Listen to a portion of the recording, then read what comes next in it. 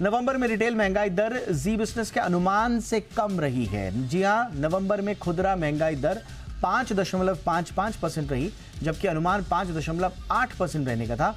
हालांकि मंथली आधार पर अगर आप देखें तो महंगाई दर 4.87% से बढ़कर 5.55% पहुंची है। दरअसल खाने पीने की चीज इसके पीछे है, क्योंकि खाने पीने की चीजों की महंगाई के चलते ये बढ़ोतरी देखने को मिली है। मंथली आधार पर खाद्य महंगाई 6.61% से बढ़कर 8.70% पर पहुंच गई है। हालांकि अच्छी बात यह है कि नवंबर में रिटेल कोर महंगाई दर 4.3% से घटकर 4.1% पर आ गई है।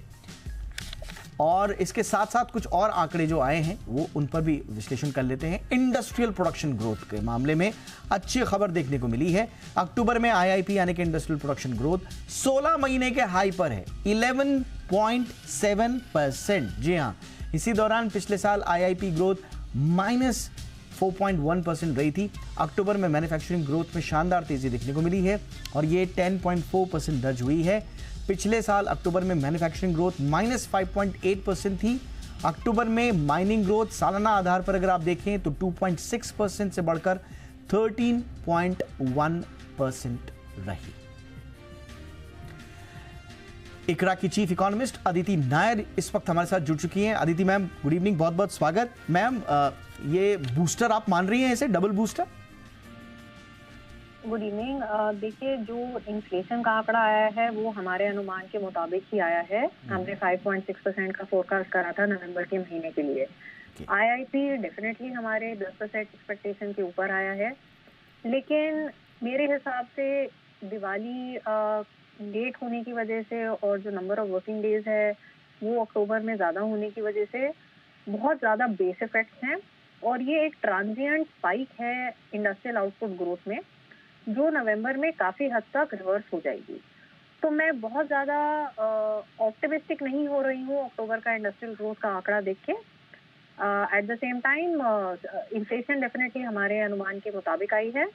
दिसंबर में हमारा ये फोरकास्ट है कि इन्फ्लेशन थोड़ी और बढ़कर 5.8% तक जा सकती है। इसमें आरबीआई के लिए अगली पॉलिसी के लिए कुछ संकेत देख रही है मैम आप? देखिए, जिस तरह से अभी इन्फ्लेशन में वॉलेटिलिटी आगे जाके भी रहेगी और जो फूड इन्फ्लेशन का आउटलुक है वो बहुत अभी अच्छा नहीं बन रहा है। मॉनसून खराब था, रबी सोइंग पिछले साल से अभी नीचे है और साथ ही साथ जो रेजर्वोयर लेवल्स है वो भी हिस्टोरिकल एवरेज से भी कम है, पिछले साल से भी कम है। तो अभी जो आउटलुक बन रहा है फूड ग्रेन्स के लिए, मतलब सीरियल्स और पल्सेस के लिए, वो बहुत ज़्यादा अच्छा नहीं है। तो थोड़ा कॉशन तो अभी रखना ही पड़ेगा। हमारे हिसाब से अभी एक एक्सटेंडेड पॉज होगा मॉनेटरी पॉलिसी कमेटी की तरफ से। हम अगस्त 2024 के पहले रेट कार्ड नहीं देख रहे।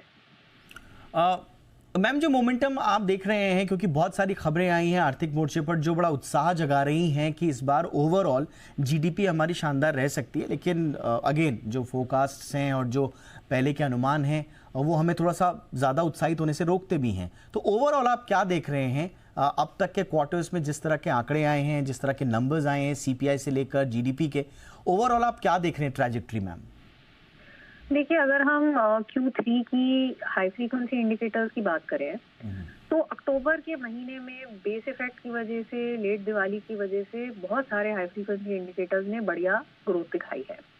लेकिन नवंबर का डेटा इतना पॉजिटिव नहीं है क्योंकि उल्टा बेस इफेक्ट है नवंबर के महीने में। तो ये 2 महीने हमें एवरेज करके ही देखने चाहिए। अब जैसे कि अगर हम इलेक्ट्रिसिटी डिमांड की बात करें, वहाँ 21% ग्रोथ थी अक्टूबर में, वो गिर के 6% पे आ गई थी नवंबर में। और दिसंबर के पहले हफ्ते राउंड अबाउट एक हफ्ते में हमें इलेक्ट्रिसिटी डिमांड में कॉन्ट्रैक्शन दिखी है। तो अभी सिर्फ अक्टूबर के महीने से ज़्यादा उत्साहित होना मेरे हिसाब से ठीक नहीं होगा। कम से कम हमें नवंबर तक का डेटा देखकर एवरेज करके ही एक संकेत मिलेगा कि ये क्वार्टर किस तरह से निकलेगा।